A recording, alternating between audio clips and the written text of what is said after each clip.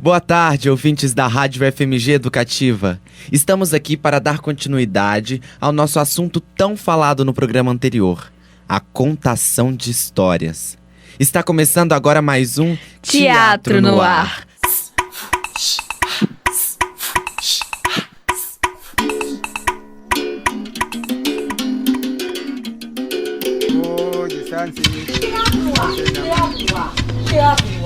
Teatro no Ar. Teatro no Ar. Aqui quem fala é o DJ E a Larissa Boquino. Bom, gente, no nosso último programa, a gente explicou pra vocês como que funciona a contação de histórias, como que ela surgiu no mundo, e a gente trouxe exemplos dos trovadores e dos griots. E hoje a gente vai dar continuidade a esse tema, mas com um foco um pouco diferente. Nós vamos falar da contação de histórias no teatro.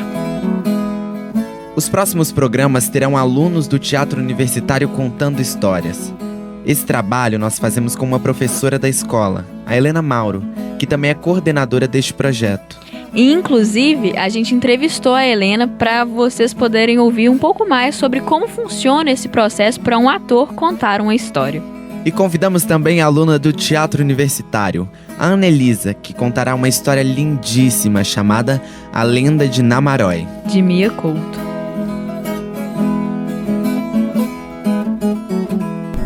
Vou começar falando então do recorte que eu faço, né, de contação de histórias no curso técnico de teatro aqui do TU, do Teatro Universitário, da UFMG. A proposta é contação de histórias, contação ou narração por meio de contos literários. A minha proposta de fazer esse recorte, porque a contação de histórias é enorme, então você pode fazer de uma forma mais popular, como eu falei também, usar máscaras, usar outros recursos, né? Mas a contação de histórias por meio de contos literários, existe um estudo que é o estudo da palavra do autor.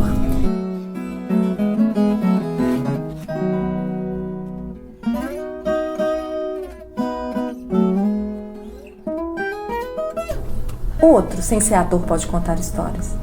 Inclusive tem profissionais que falam que às vezes é até melhor. Porque o ator fica cheio de vícios, né? E aí, por isso que eu acho interessante. Porque desconstrói muita coisa do ator. Às vezes o ator chega na aula, né? O aluno ator, ele chega na aula e na hora ele vai começar, porque às vezes você tem uma leitura inicial, assim, uma leitura à primeira vista, e começa a falar e começa a trazer uma coisa mais dilatada da expressão, e aí eu vou desconstruindo, tira tudo, fala normal, igual aqui nós estamos conversando, né? Esse é um recorte, não é que tem que ser assim, mas é um recorte que eu acredito, que eu confio, de trabalho. Assim, por exemplo, quando a gente vai para uma segunda fase na disciplina de expressão vocal, quando a gente vai para a segunda fase de trabalho, a gente sai desse momento de contação de histórias e leva essa história, o ator leva para uma criação de cenas. Então aí ele vai usar recursos teatrais, aí ele vai desconstruir o conto, desconstruir a história e vai usar os seus recursos teatrais. Tem uma coisa que eu queria falar, que eu lembrei assim, dessa relação do silêncio, que estabelece no processo de contação de histórias o silêncio. É muito importante que o silêncio venha, para que o que se escuta seja absorvido, né? Quando o contador, o narrador, ele está contando a história verdadeiramente, aquecido pelos afetos, está ali presente, ele tem a imagem, né? Ele tem a memória, ele sabe do que ele está contando ali, ele é aquecido por esses, por todas essas, por essas imagens, por essas intenções. Ele afeta o outro, instaura no espaço um lugar de escuta de fato, sabe? Então é um silêncio que é um silêncio vivo, Então, dentro de um processo didático, a relação com a escuta é fundamental. Mais do que falar, mais do que contar histórias, o outro lugar de escutar. E agora vamos ouvir uma contação de histórias por Ana Elisa Neves, que é uma aluna do Teatro Universitário, orientada por Helena Mauro. Lenda de Namarói, Mia Couto, inspirada no relato da mulher do Régulo de Namarói, Zambésia, recolhido pelo padre Elias Ciscato. Vou contar a versão do mundo, razão de brotarmos homens e mulheres. Aproveitei a doença para receber essa sabedoria. O que vou contar me foi passado em sonho pelos antepassados. Não fosse isso, nunca eu poderia falar. Sou mulher. Preciso autorização para ter a palavra. Estou contando coisas que nunca soube. Por minha boca falam, no calor da febre, os que nos fazem existir, e nos dão e retiram nossos nomes. Agora o Senhor me traduza, sem demoras. Não tarda e eu perco a voz, que agora vem chegando. No princípio, todos éramos mulheres. Os homens não haviam. E assim foi, até aparecer um grupo de mulheres que não sabiam como parir. Elas engravidavam, mas não devolviam ao mundo a semente que consigo traziam. Aconteceu então o seguinte: as restantes mulheres pegaram nessas inférteis e as engoliram, todas e inteiras. Ficaram 3 dias cheias dessa carga, redondas de uma nova gravidez. Passado esse tempo, as mulheres que haviam engolido as outras deram à luz.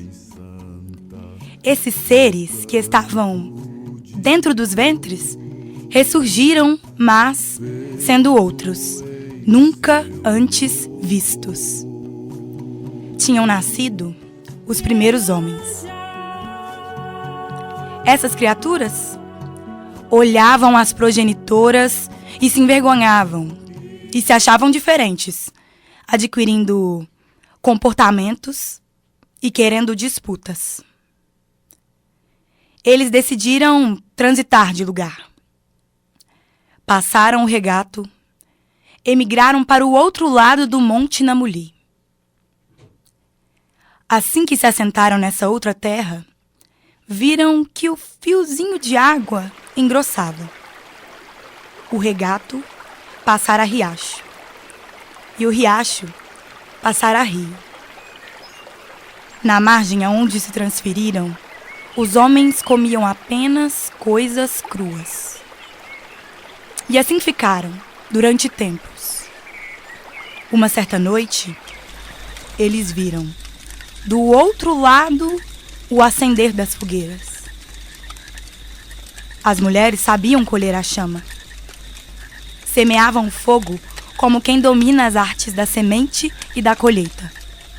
E os homens disseram: as mulheres têm uma parte vermelha.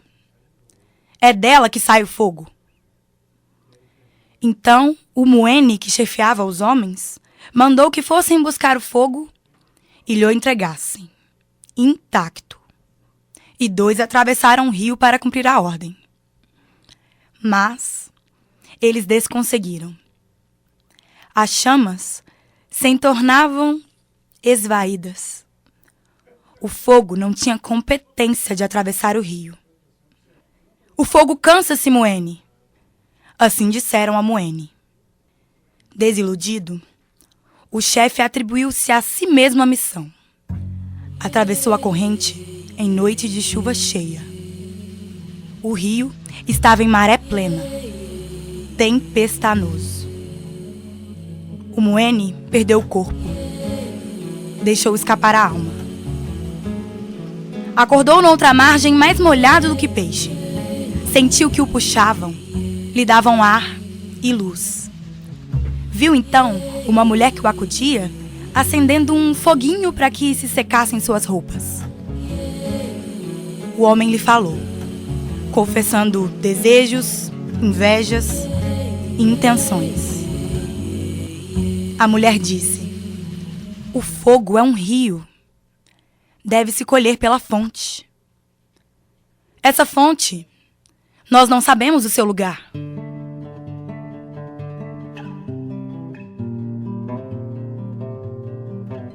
Era noite. A mulher chamou Moene e fez com que ele se deitasse sobre a terra. E ela se cobriu nele, corpo em lençol de outro corpo. Nenhum homem nunca havia dormido com aquelas da outra margem. A mulher, no fim, beijou-lhe os olhos e nele ficou um sabor de gota. Era a lágrima de sangue, ferida da terra. A lágrima chorava, clamando que se costurassem as duas margens em que sua carne havia aberto. A mão dele se insonou sobre o suave abismo dela.